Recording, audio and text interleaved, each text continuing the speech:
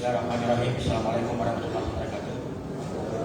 Selamat malam, salam sejahtera bagi kita sekalian. Yang saya hormati Pak Tamrin Alwi yang mewakili Wali Kota Ternate, ada Pak Camat Pulau Hiri, Pak Camat Ternate Utara,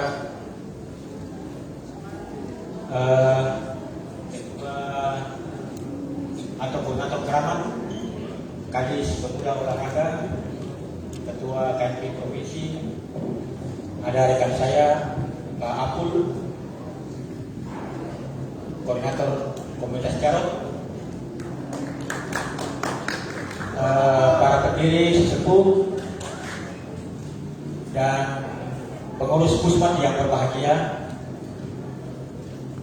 para ibu guru yang kebetulan hadir dari pemenang lomba SAI. Syukur alhamdulillah kita mendatang kepada Allah Subhanahu wa taala karena atas limpahan rahmat dan karunia-Nya kita dapat hadir di sini berkumpul memenuhi undangan dalam rangka 14 tahun Pusmat. Saya mengawali ini dengan mengutip satu pendapat dari Johann Christoph Heinrich von Schiller yang bilang bahwa abadnya abad besar yang melahirkan zaman besar, namun momen sebesar itu hanya mendapatkan atau menemukan manusia cerdik. Pusmat sekarang ada di tengah riuh rendah dimensi politik, digital, bahkan budaya. Mudah-mudahan Pusmat bisa tampil sebagai organisasi besar di tengah tantangan dunia yang semakin tidak menentu. Kita juga bisa dapat hadir di sini dalam rangka kita dapat hadir di sini dalam bidang sehat walafiat di tengah situasi pandemi yang kalau tidak salah Pak yang mewakili Pak Tamrin, ini kita pandemi di Kota Ternate lagi naik ya, meningkat ya, bahkan di Indonesia ya. Mudah-mudahan kita dapat memperkuat protokol kesehatan dengan ketat, tidak hanya soal imun tapi juga iman.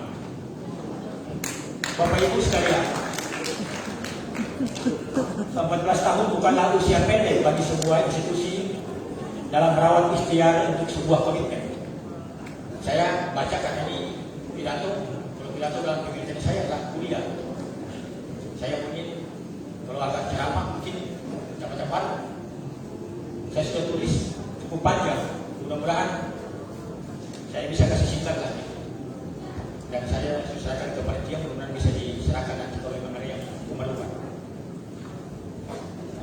Segenap penggagas, pendahulu, alumni, sesepuh dan pengurus Pusmat telah memperlihatkan apa yang diistilahkan oleh Max Weber sebagai ethic of responsibility, etika pertanggungjawaban untuk membesarkan Pusmat di tengah geliat yang tadi disebutkan gonjang-ganjing dunia.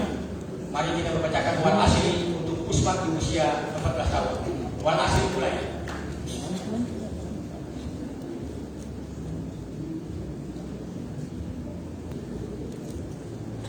Saya kurang tahu karena ini pasti kita lihat di Maluku Utara itu kadang kurang mau dengar yang serius. Jadi ini pasti ada yang keluar masuk pulang. Dan mudah-mudahan malam ini ada yang serius lah. Paling tidak terdapat dua kalimat kunci yang hendak disampaikan pengurus Pusmat pada kesempatan hari lahirnya ke-14. Dua kalimat kunci penting itu adalah satu tentang budaya lokal di tengah budaya digital sebagai instrumen penguat konsolidasi spirit, dan yang kedua adalah integrasi kebangsaan melalui adagium terkenal Tarala Mamate. Saya kira dua kalimat kunci ini tidaklah sesederhana untuk dibicarakan atau diskusikan, apalagi dibahas dalam beberapa jam pada malam ini secara tuntas.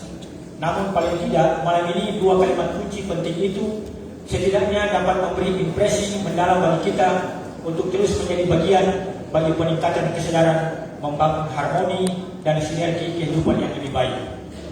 Budaya lokal antara instrumentalis dan konstruktivis. Meminjam ungkapan sosiolog terkenal Max Weber bahwa manusia adalah sebuah makhluk yang tergantung pada jaringan-jaringan makna yang ditenunnya sendiri. Maka bagi Clifford Geertz, kebudayaan sebagai jaringan-jaringan itu dan analisa atasnya lantas tidak merupakan sebuah ilmu eksperimental untuk mencari hukum, melainkan sebuah ilmu yang bersifat interpretif dalam mencari makna. Definisi tentang kebudayaan banyak telah disampaikan oleh para ahli dalam arti yang teramat luas. Karena itu maka kita tidak akan mungkin membahas definisi kebudayaan pada kesempatan kali ini. Kiranya kita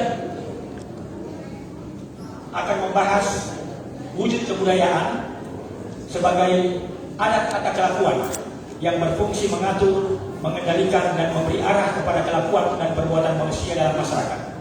Dan yang kedua, kita akan bicarakan kebudayaan sebagai sistem sosial mengenai kelakuan berpola dari manusia atau tara lano ate itu sendiri, di mana sistem sosial itu terdiri dari aktivitas-aktivitas manusia yang berinteraksi, berhubungan, serta bertemu dengan yang lain. Dalam pandangan sosiologi, budaya atau kultur merupakan sistem nilai, norma, kepercayaan, dan semua kebiasaan serta adat istiadat yang telah mendarah lagi pada individu atau masyarakat sehingga memiliki kekuatan membentuk pola perilaku dan sikap anggota masyarakat dari dalam. Kaitan dengan budaya lokal berarti lebih berhubungan dengan sistem nilai, norma, dan kepercayaan serta semua adat istiadat yang berlaku di tingkat lokal. Dengan begitu, kultur atau budaya dapat dikategorikan sebagai identitas. Budaya lokal yang hidup di Maluku Utara saat ini telah mengalami proses mobilitas, saling terkait, saling mengisi yang kemudian mengkonstruksi identitas budaya baru itu sendiri. Bahkan saling mengkooptasi. Perhatikan bagaimana kuliner, bahasa yang tadi disebutkan telah mengalami derajat apa yang disebut dengan dalam istilah mati segan hidup tak mau. Kalau tadi Sahroni membicarakan soal bahasa, saya justru membicarakan soal kuliner. Coba perhatikan topik Ternate ini. Nasi kuning Ternate itu sudah terkooptasi dengan nasi kuning Manado, nasi kuning Tobelo, nasi kuning Ambon. Bahkan nasi kuning Manado yang di Salero itu justru lebih laris ketimbang nasi kuning Ternate. Jadi ternyata di nasi kuning juga ada semacam kontestasi budaya tanda petik yang tanpa tong sadar itu orang justru kalau bilang kasih bilang itu justru yang kasih bilang sendiri. Nah, budaya Maluku Utara atau budaya lokal telah mengalami evolusi beriringan dengan tradisi dan gaya hidup yang berubah. Adakah budaya lokal kita menjadi tuan di negeri sendiri? Pengaruh informasi dan teknologi komunikasi yang membuat kebudayaan apapun tanpa batas menjadikan semua kebudayaan yang ada makin kabur, mencair, dan bahkan menghilang. Menurut Irwan Abdullah, seorang profesor di UGM, persoalan ini disebabkan oleh 3 proses yang berlangsung yang menjadi faktor penting dalam redefinisi kebudayaan itu sendiri. Pertama adalah mengaburnya batas-batas geografi yang disebabkan oleh mobilitas penduduk. Yang kedua, batas kebudayaan yang mulai menghilang, suatu proses yang berlangsung akibat faktor mobilitas dan akibat proses sosialisasi yang berubah. Proses sosialisasi yang berubah itu contoh misalnya, kita nasi kuning Ternate tak pernah lagi tersosialisasi dengan baik. Tapi kiranya nasi kuning Ternate, nasi kuning itu lebih populer di Yogyakarta ya. Ada mahasiswa yang kuliah di Jogja pasti mengenal tentang nasi kuning. Tapi di Ternate nasi kuning kurang, berarti sosialisasinya lebih enjoy di Jogja. Yang ketiga, otonomi individu dan kelompok yang semakin besar dan mendapatkan pengesahan sosial politik. Konsep awal tentang kebudayaan berasal dari E.B. Taylor yang mengemukakan bahwa culture atau civilization itu adalah keseluruhan kompleks termasuk pengetahuan, kepercayaan, seni, moral, hukum, adat istiadat dan lainnya, kemampuan dan kebiasaan yang diperoleh manusia sebagai anggota masyarakat. Kebudayaan adalah das umkreifete menurut Ignaz Taylor yang meminjam ungkapan Karl Jasper, yaitu satu nilai yang didukung oleh organisasi sosial di atas suatu landasan material yang sesuai sehingga membentuk suatu konfigurasi, suatu kerangka besar dalam mana sektor-sektor lainnya mendapat bentuk atau suatu gestalt di mana bagian-bagiannya mendapat makna. Suatu case dalam pengertian Jasper adalah memberikan kesatuan kepada pikiran dan perasaan. Dalam arti ini, diandaikan bahwa ilmu pengetahuan yang subur hanya mungkin berkembang dalam suatu kebudayaan yang sehat. Seni hanya mungkin maju kalau kebudayaan memberinya suasana yang kreatif. Dan politik atau ekonomi hanya berkembang kalau dalam kebudayaan ada kemungkinan lahirnya etos yang mendukungnya. Pertanyaannya adalah, adakah etos di kota Tanah? Karena itu kebudayaan yang kita terima dalam istilah Jonas Kleden yang mengutip antropolog Jerman Arnold Ehlen bukan sebagai gabe atau warisan, namun kebudayaan diterima sebagai Aufgabe atau tugas. Jadi hari ini budaya itu bukan warisan, tapi adalah tugas. Kalau tugas berarti ada tanggung jawab, harus kita kembangkan. Pertanyaan besar, mau kemana Puspa setelah 14 tahun ini? Langkah kebudayaan apa yang hendak disiapkan untuk menyamai kebudayaan yang sehat serta dapat melahirkan etos sebagaimana spirit Tanah Lana Pati? Budaya lokal di tengah tantangan budaya digital. Masyarakat ini tengah berada pada era yang dikenal sebagai masyarakat jejaring, network society. Suatu masyarakat di mana kunci dari struktur sosial dan kegiatan-kegiatan diatur oleh jaringan informasi yang diproses melalui alat elektronik dan Internet of Things. Kerap juga disebut sebagai Internet of All Things atau dalam istilah Internet of Value. Lahirlah era digital dan maraknya media sosial. Pada tahun 2015, hanya terdapat 28,6% populasi di Indonesia yang menggunakan handphone. Tetapi kemudian di tahun 2019 itu melonjak menjadi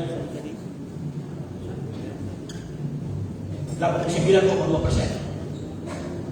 Nah, di Maluku Utara tahun 2020 pengguna handphone itu berjumlah 824.211 dari jumlah penduduk 1.282.000, jadi sekitar ada 60% lah.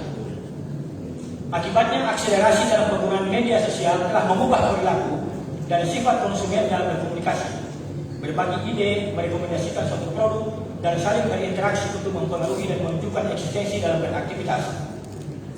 Penggunaan media sosial pun telah beralih menjadi senjata terhadap sesama. Media sosial pun berubah menjadi media asosial yang bukan lagi memperbanyak kawan, tetapi justru memuncahkan pelempiran kebencian. Vincent Mosco dalam salah satu tulisannya di artikel dalam buku yang saya kutip, buku itu berjudul Marx in the Age of Digital Capitalism. Marx dalam era digital kapitalisme. Buku terbaru yang disunting oleh Christian Fax dan Vincent Mosco itu dibilang bahwa ada dua cara pandang terhadap ranah digital. Pertama, pandangan yang melihat ranah digital sebagai ruang publik, demokratis, deliberatif, di mana tempat semua orang dapat mengakses informasi, menyampaikan pendapat atas pemikiran secara bebas, serta dapat berpartisipasi aktif dalam perbincangan publik tentang urusan-urusan bersama. Demokrasi digital dan kebebasan berinternet kemudian menjadi jargon yang identik dengan ranah digital. Kedua, pandangan yang melihat ranah sebagai objek pengaturan dan pengendalian oleh perusahaan platform digital dan lembaga intelijen negara. Kekuatan pasar dengan matra komodifikasi merupakan faktor utama yang menentukan semua keputusan terkait proses produksi, distribusi, dan pertukaran informasi melalui ranah digital. Dengan realitas itu, maka menurut kerangka Shoshana Zuboff mencoba menjelaskan bahwa ini diistilahkan dengan surveillance kapitalisme, pengawasan kapitalisme. Jadi kapitalisme bukan cuma di soal modal, sumber daya alam atau sumber daya materi yang lain, tapi juga internet itu adalah pengawasan kapitalisme. Surveillance kapitalisme memiliki beberapa keadaan. Satu, pada zaman digitalisasi saat ini, ada pihak yang lebih kuat dan lebih canggih dibandingkan institusi negara dalam hal kemampuan melakukan operasi mata-mata atau pengawasan. Digital lebih hebat dari negara saat ini. Yang kedua, institusi pengawasan yang dimaksud bukanlah negara atau institusi formal intelijen dan lembaga intelijen multilateral, melainkan korporasi swasta, perusahaan-perusahaan platform digital. Tiga, pengawasan itu dilakukan bukan alasan politik atau ideologis, tetapi alasan bisnis dan ekonomi. Empat, objek pengawasan bukan kelompok tertentu, melainkan hampir semua orang. 5. Kita diawasi bukan karena mengancam atau berbahaya, tapi justru sebaliknya karena kita dibutuhkan dan dinamakan sebagai pemasok data dan objek periklanan bagi korporasi digital. Enam, pengawasan dilakukan tidak dengan peralatan yang sangat eksklusif, mahal dan jarang, tetapi dengan peralatan yang diproduksi secara massal dan dimiliki hampir semua orang, telepon genggam. Jadi hati-hati sekarang menangis memakai di platform digital itu, perusahaan digital itu semangat atau karena itu adalah pemasukan bagi orang. Boleh dibaca di buku itu. Pertanyaannya, di mana posisi budaya lokal di tengah arus digital yang demikian kuat dan kencang? Di tengah banjir informasi era revolusi digital menghadirkan sejumlah dampak sosial. Problem masyarakat bukan pada bagaimana mendapatkan berita, melainkan kurangnya kemampuan mencerna informasi yang benar.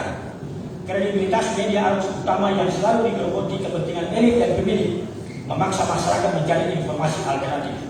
Masalahnya, medium alternatif semacam Facebook, Instagram, dan lain-lain tidak selalu menghadirkan berita yang benar. Era milenial ditandai makin kuatnya penggunaan digital membuat ranah privasi orang seolah-olah hilang. Era digital bukan persoalan siap atau tidak siap, bukan pula suatu opsi, namun merupakan konsekuensi. Teknologi terus bergerak ibarat arus laut yang terus berjalan di tengah-tengah kehidupan manusia. Maka tidak ada pilihan lain selain menguasai dan mengendalikan teknologi dengan baik dan benar agar memberi manfaat yang sebesar-besarnya. Kita tengah hidup dengan high tech, teknologi tinggi, karena itu harus diikuti dengan high touch, sentuhan etika tinggi, memiliki etika moral dalam berkomunikasi dan tidak semena-mena menjadikan modal sosial sebagai senjata. Tidak semena-mena menjadikan media sosial sebagai senjata untuk menyerang tanpa etika. Bila kita hidup dengan high tech, tetapi nalar dan sikap kita jauh dari etika dan moral, maka yang hadir adalah low touch, rendah etika dalam berkomunikasi. Teknologi digital makin canggih menyebabkan terjadinya perubahan besar bagi masyarakat dunia. Manusia telah dimudahkan dalam melakukan akses terhadap informasi melalui banyak cara, serta dapat menikmati fasilitas dari teknologi digital dengan bebas. Namun harus disadari, dampak negatif muncul pula sebagai ancaman. Karena itu maka meminjam ungkapan Socrates, seorang filsuf, marilah kita membaca, belajar, dan mempelajari. Sebagai saran, budaya lokal menurut saya tidak sebatas sebagai instrumentalis semata, yang sangat mudah diperalat atau dijadikan sebagai alat oleh individu atau kelompok untuk pengejaran suatu tujuan yang lebih besar, atau bahkan hanya akan diperalat oleh elit politik. Budaya lokal harus diletakkan tinggi di atas kepentingan sesaat. Karena itu bagi saya, budaya lokal harus dirumuskan menjadi sesuatu yang konstruktif di tengah tantangan budaya digital yang ada. Budaya lokal harus dapat diolah hingga membentuk suatu jaringan relasi, pergaulan sosial, serta berbagai lapisan pengalaman. Artinya, budaya lokal harus menjadi kekayaan hakiki yang dimiliki oleh masyarakat Gapi, oleh Pusmat, dalam rangka saling mengenal dan memperkaya ruang budaya satu dengan yang lain dengan memanfaatkan budaya digital yang ada. Saat ini kita tengah berada dalam situasi pandemi COVID-19.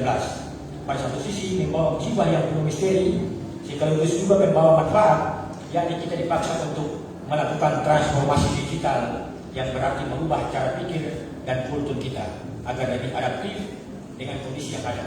Budaya lokal setidaknya juga perlu dilakukan transformasi, terutama situasi lingkungan digital untuk lebih produktif. Melalui Pusmat yang berlandaskan budaya lokal, maka persamaan cara pandang haruslah menjadi anugerah dan perbedaan cara pandang haruslah menjadi berkah. Dan dengan itu dapat menjadi pionir bagi tegaknya kearifan lokal yang ada tanpa kehilangan substansi di tengah derasnya budaya digital. Nilai Islam dalam budaya lokal di Maluku Utara menyesap dalam berbagai simbol dan kesenian. Bapak Ibu sekalian, ini sebenarnya bentuk integrasi fungsional yang dirumuskan oleh Dola Bololo dari Tifa dari Moro. Rumusan Dolo Bololo dari Tifa dari Moro adalah satu model pengajaran puitis untuk mencari kebenaran dengan bahasa lokal yang jauh telah ada dari sebelum hadirnya agama. Islam kemudian memberi pengayaan dengan nilai sekaligus juga mengintegrasikan unsur-unsur yang ada. Mari kita perhatikan salah satu bait dalam dalil Moro. Mone doka dari loko ahuyoma farafara ino forubu se forame doka saya akumoi. kita bagaikan serumpun kehidupan, hidup berpencar-pencar, mari bersama dan beramai-ramai bagaikan indahnya seikat kembang. Maknanya, kehidupan kita dalam satu komunitas terdiri dari beragam suku, agama, ras. Namun diusahakan kita bisa bersatu dan beramai-ramai menata kehidupan agar menjadi indah bagaikan seikat kembang yang berwarna-warni. Budaya lokal yang kerap diusung Pusmat dalam pandangan saya perlu dikuatkan dengan integrasi normatif sekaligus juga integrasi fungsional, sehingga nilai-nilai budaya lokal mulai dari seni, kuliner, bahasa hingga menghadapi tatanan normal baru di tengah pandemi COVID-19 bahkan sebagai role model perlu disosialisasikan sehingga menjadi daya tangkal bagi pemuluh budaya instan dan budaya digital yang ada di sekitar kita. Untuk menghadirkan cita-cita bersama dalam pembangunan masa depan Pusmat yang lebih baik, saya memberi syarat beberapa hal. Pertama, menumbuhkan sikap welas asih. Sikap welas asih penting dilakukan antar sesama pengurus Pusmat. Yang kedua, kesediaan untuk hidup bersama dengan yang lain. Sebagai bentuk rasa cinta terhadap institusi, Pusmat bukanlah dimiliki satu kelompok apapun. Pusmat adalah milik semua orang yang lahir, tumbuh, besar, dan datang dalam wilayah Kota Ternate dan Maluku Utara. Karena itu, kesediaan untuk hidup bersama dengan yang lain adalah kesediaan untuk membangun spirit Tanah Lanoate secara bersama atas prinsip-prinsip mencintai sesama. Setiap pemimpin boleh berganti, tetapi kehidupan individu dan masyarakat Tanah Lanoate akan tetap berjalan. Life must go on. Olehnya itu, dinamika dan kehidupan masyarakat tak boleh terjebak pada pemimpin semata, tetapi dengan anggota masyarakat lain sebagai rantai kehidupan. Ketiga, mengembangkan ruang hidup bagi tumbuhnya kemajemukan.